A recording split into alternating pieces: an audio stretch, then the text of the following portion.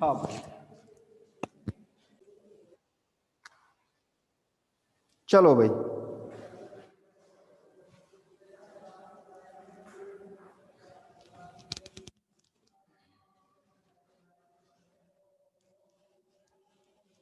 हम लोग बात कर रहे थे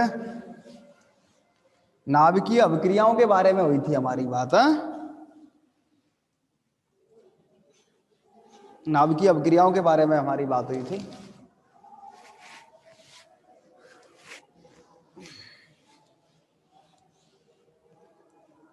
अब अपन नाभिकीय अभिक्रियाओं में संरक्षण के नियम के बारे में बात करेंगे। आओ जरा इधर देखो।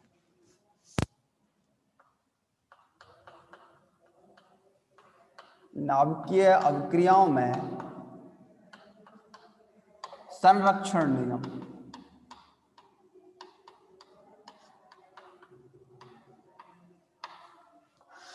Conservation law. लास्ट के लेक्चर में हम लोगों ने आपको बताया था, जैसे आवेश का संरक्षण है, द्रव्यमान का संरक्षण है, ऊर्जा का संरक्षण है, पैरिटी है, कोणीय संवेग है, रेखीय संवेग है, कई सारे संरक्षणों के बारे में हमने डिस्कस किया था। चलो सबसे पहले अपन बात करते हैं आवेश का संरक्षण, कंजर्वेशन ऑफ चार्ज। मतलब क्या होता है आवेश का संरक्षण का? आवेश के संरक्षण का मतलब है नाभिकीय अभिक्रिया से पूर्व का आवेश इक्वल होना चाहिए नाभिकीय अभिक्रिया पूर्ण हो जाए नाभिकीय अभिक्रिया के पश्चात आवेश। जैसे अपन अपने पास एक फेमस रिएक्शन है जिसके बारे में अपन बात करते हैं, 2He4 एक अल्फा पार्टिकल की टक्कर रदरफोर्ड ने 7N14 पार्टिकल के साथ कराता है, तो क्या बनता था? 8O17 प्लस 1P1 या 1H1, वो एक ही बात है, उससे कोई फर्क नहीं पड़ता। चलो जरा इधर आवेश के बारे में बात करते हैं, और वो भी नाभिक के आवेश के बारे में। अपन नाभिक की अभिक्रिया पढ़ रहे हैं तो नाभिक, परमाणु के आवेश के बारे में बात है। नाभिक, परमाणु तो उदासीन ही होता है नॉर्मली। इधर देखो, हीलियम का नाभिक है, 2 प्रोटॉन होते हैं प्लस, इधर नाइट्रोजन का पार्टिकल है, 7 प्रोटॉन होते हैं। तो नाभिक का आवेश कितना हो गया इधर की साइड? Q का वैल्यू अगर अपन लिखें तो 9 हो गया, या Z का वैल्यू अगर अपन लिखें तो कितना हो गया? 9। जरा इधर देखो, ऑक्सीजन के पास 8 प्रोटॉन होते हैं और 1 प्रोटॉन ये खुद में, इधर भी कितने हो गए? 9 प्रोटॉन, ये भी 9 प्रोटॉन, तो इधर भी Q का वैल्यू कितना हो गया? 9। ये क्या होता है? ये आवेश का संरक्षण है। नाभिकीय अभिक्रिया से पूर्व का आवेश और नाभिकीय अभिक्रिया के पश्चात आवेश के जो मान होते हैं वो क्या रहते हैं? एक समान रहते हैं। मीन्स आवेश का संरक्षण होता है नाभिकीय अभिक्रियाओं में। जरा अगली बात देखें अपन, द्रव्यमान का संरक्षण। अगला जो पार्ट है, इसी रिएक्शन के साथ अपन जरा द्रव्यमान के संरक्षण के बारे में भी बात करते हैं। देखो जरा इधर आओ,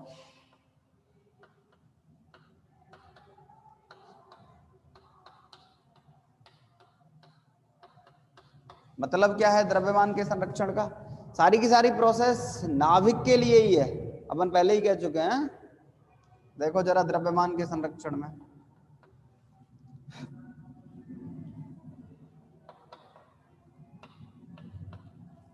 नाभिकीय अभिक्रिया से पूर्व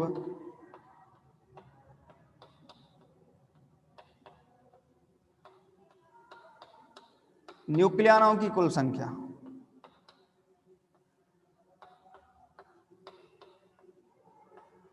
ये इक्वल होनी चाहिए कब?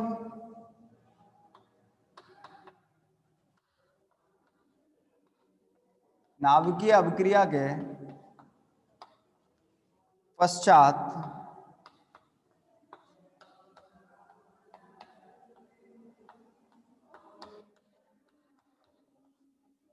न्यूक्लियनों की कुल संख्या के।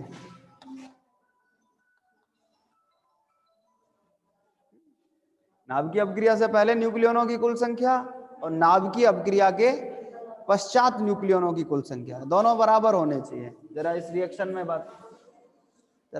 में हम लोग बात करें। देखो जरा 2He4 है, इधर आओ। इधर न्यूक्लियनों की कुल संख्या देखो, 2 प्रोटॉन है, 2 न्यूट्रॉन है। चलो इसमें 7 प्रोटॉन है और 7 ही क्या है? न्यूट्रॉन है। कितने हो गए? 4 14 18 हो गया न्यूक्लियनों की संख्या। जरा इधर आओ, 8 और 17, 8 प्रोटॉन है, न्यूट्रॉन कितने हैं? 9 न्यूट्रॉन है। 1H1 के पास सिर्फ एक प्रोटॉन होता है, न्यूट्रॉन नहीं होता। एक प्रोटॉन और एक इलेक्ट्रॉन रखता है हाइड्रोजन का परमाणु है। इधर भी कितने हो गए? 18। इसका मतलब नाभिकीय अभिक्रिया से पहले और नाभिकीय अभिक्रिया के बाद दोनों ही स्थितियों में क्या रहता है? द्रव्यमान का संरक्षण होता है। ये आवेश का संरक्षण है। आवेश का मतलब नंबर ऑफ प्रोटॉन्स नाभिक में, क्योंकि नाभिक में प्रोटॉन ही आवेश के मान के बारे में जानकारी देते हैं। और इधर द्रव्यमान के संरक्षण में नाभिकीय अभिक्रिया से पहले न्यूक्लियनों की कुल संख्या और नाभिकीय अभिक्रियाओं के बाद की न्यूक्लियनों की कुल संख्या। ठीक है, जरा देखो एक बार की, फिर अपन देखो जरा एक बार की, फिर अपन आगे बात करते हैं।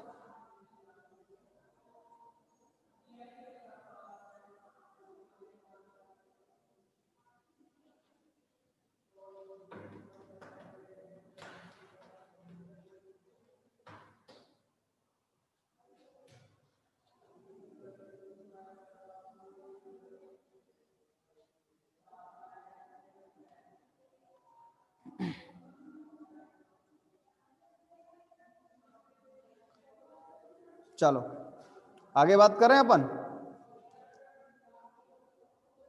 देखो जरा,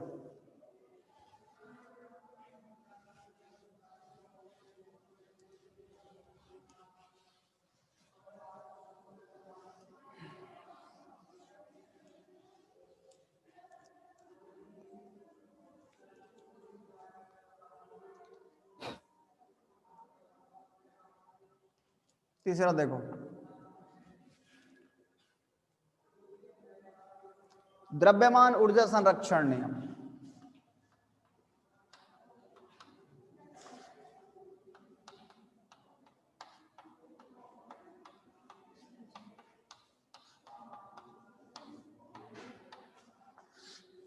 मतलब समझो जरा द्रव्यमान ऊर्जा के संरक्षण के नियम के बारे में।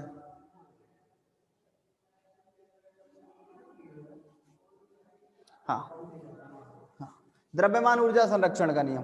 जरा द्रव्यमान ऊर्जा के संरक्षण के नियम के बारे में बात करते हैं। देखो अपने पास मान लेते हैं, माना प्रक्षेप्य, एक प्रक्षेप्य पार्टिकल मान लेते हैं अपन, ए है। एक मूल नाभिक मान लेते हैं,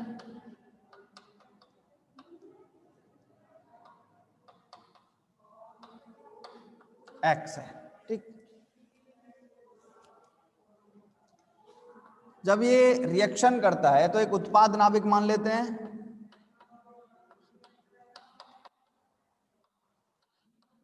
वाई है।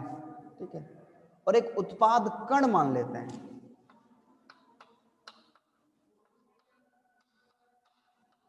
वो क्या है, बी है। इसका मतलब जब ये रिएक्शन हुई होगी, इसको लिखने का तरीका है हमारे पास a plus X Y plus B. अब अपन इस द्रव्यमान ऊर्जा के संरक्षण में दो चीजें काम में लेंगे, जरा इधर साइड में देखें। एक तो लेंगे अपन गतिज ऊर्जा,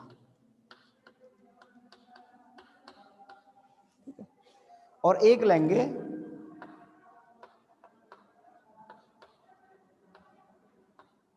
ब्राह्म द्रव्यमान ऊर्जा। ये दोनों चीजें कुल ऊर्जा के बारे में बात करते हैं।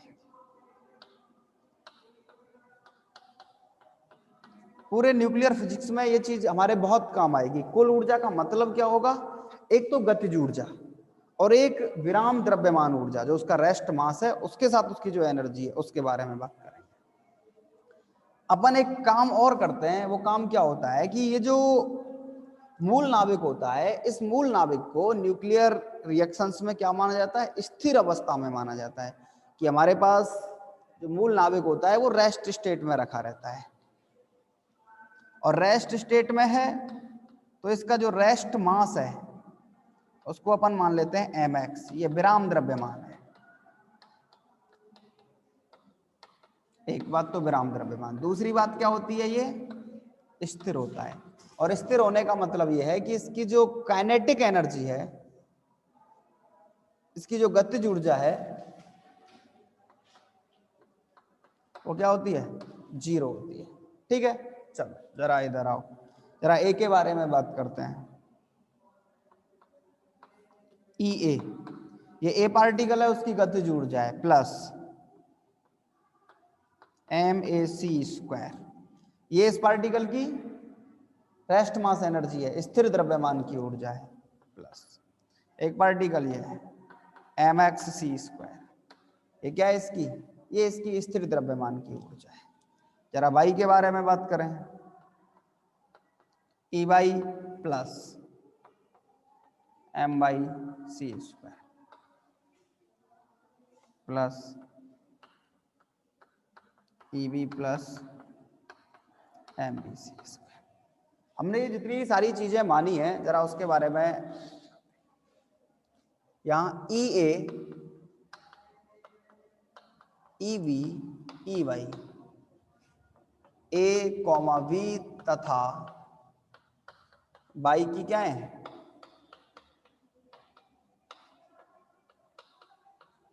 गतिज ऊर्जा है, काइनेटिक एनर्जी। ठीक है, चलो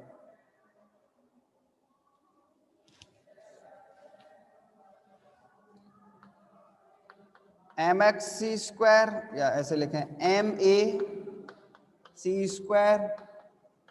mx² m/c² तथा mBc² क्या है, ये a, x, y और b की स्थिर द्रव्यमान ऊर्जा है, या अगर अपन विराम द्रव्यमान कहें, बातें की है।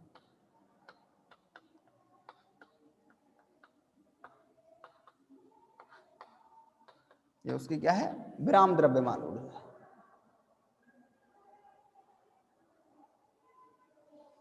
अपन ने क्या लगाया, ये जो सारा पार्ट है ये क्या है, द्रव्यमान ऊर्जा का संरक्षण है। अगर अपन ऐसे कहें कि द्रव्यमान ऊर्जा संरक्षण से अपन क्या करते हैं, अपन थोड़ा सा इसको एडजस्ट कर लेते हैं। EB plus AY minus EA, ये सारा की सारा पार्ट गतिज ऊर्जाओं का है। ठीक है,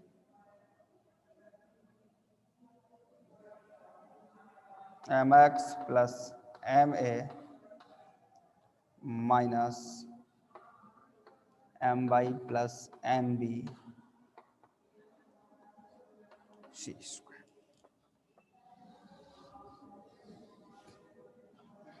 ये गतिज ऊर्जाओं का जो मान है वो बराबर होगा किसके, या अगर अपन कहें कि गतिज ऊर्जाओं का अंतर,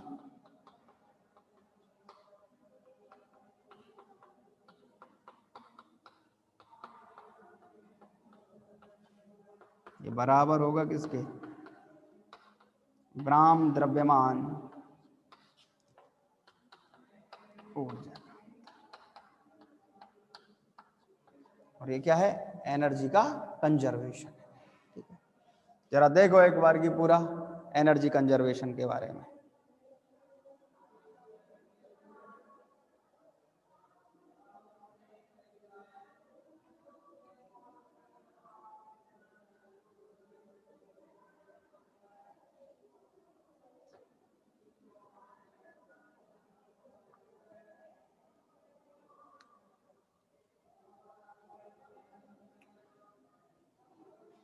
बोलो जरा एक बार की।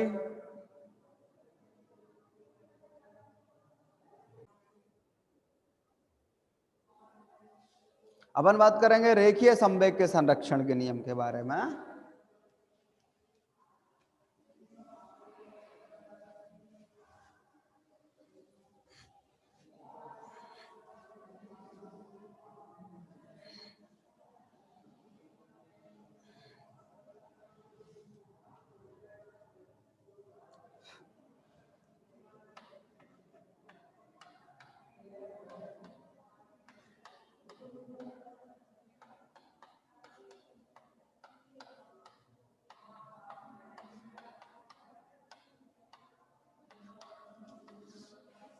देखो जरा क्या कहता है रेखीय संवेग के संरक्षण का नियम।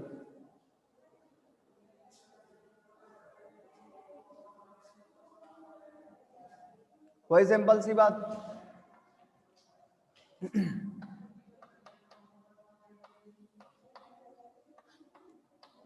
नाभिकीय अभिक्रिया से पूर्व संवेग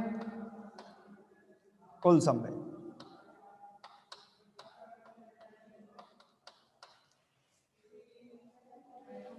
is equal to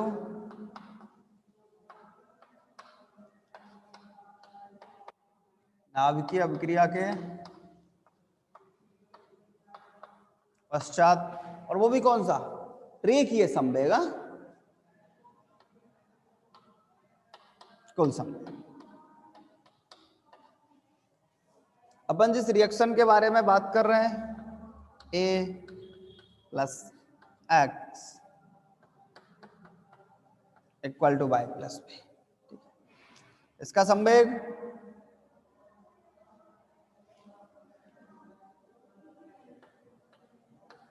P of ए, ये क्या होता है, स्थिर होता है, और अगर पार्टिकल स्थिर है तो उसका कोई संवेग नहीं होगा। P of Y plus P of V, ठीक।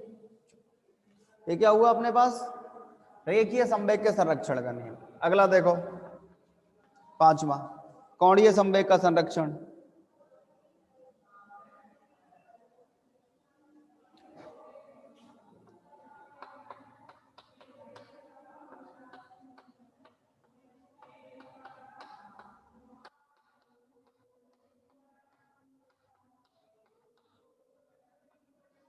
क्या कहता है कोणीय संवेग का संरक्षण,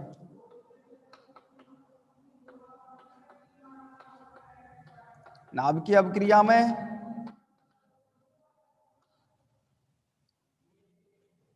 अभिक्रिया से पूर्व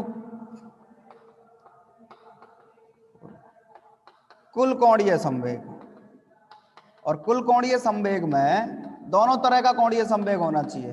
आपको पहले बता चुके हैं अपन दोनों तरह का कोणीय संवेग, एक कक्षीय कोणीय संवेग ऑर्बिटल एंगुलर मोमेंटम, और एक स्पिन वाला चक्रण कोणीय संवेग। किसी भी नाभिकीय अभिक्रिया में अभिक्रिया से पूर्व कुल कोणीय संवेग या कक्षीय और चक्रण सहित में दोनों होने चाहिए। वो इक्वल होता है किसका, नाभिकीय अभिक्रिया के पश्चात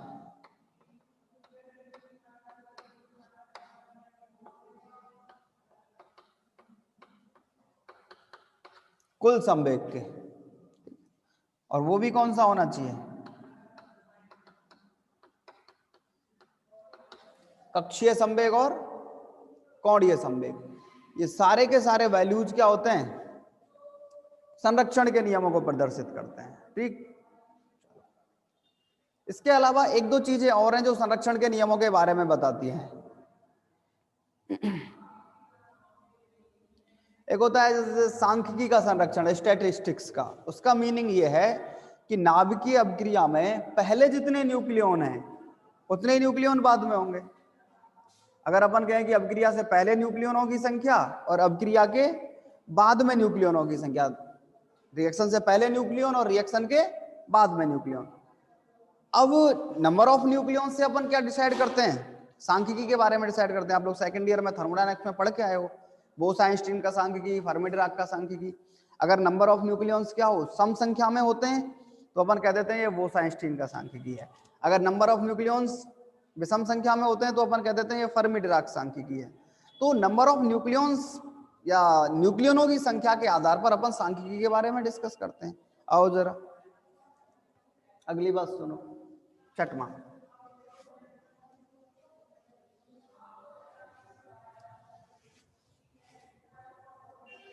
सांख्यिकी का संरक्षण।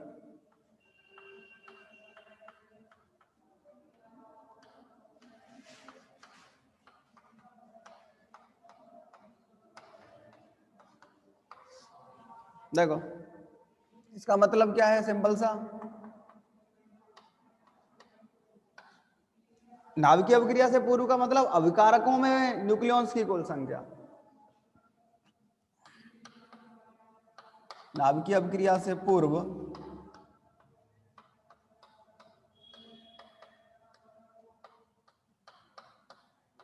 न्यूक्लियनों की संख्या। अब अगर न्यूक्लियनों की संख्या सम है तो सांख्यिकी कौन सी होगी?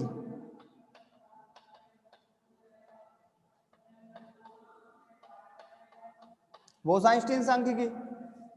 और अगर संख्या कैसी है, विषम है, तो फर्मी-डिराक सांख्यिकी।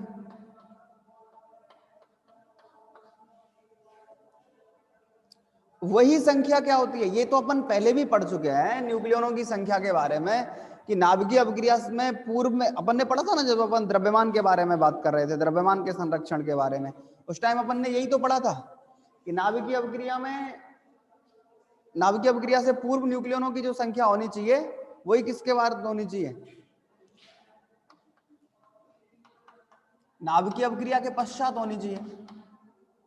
और ऐसा होता है अभिक्रिया में, क्योंकि अपन ने न्यूक्लियनों की संख्या से डिस्कस किया था अपन ने, नाभिकीय अभिक्रिया के पश्चात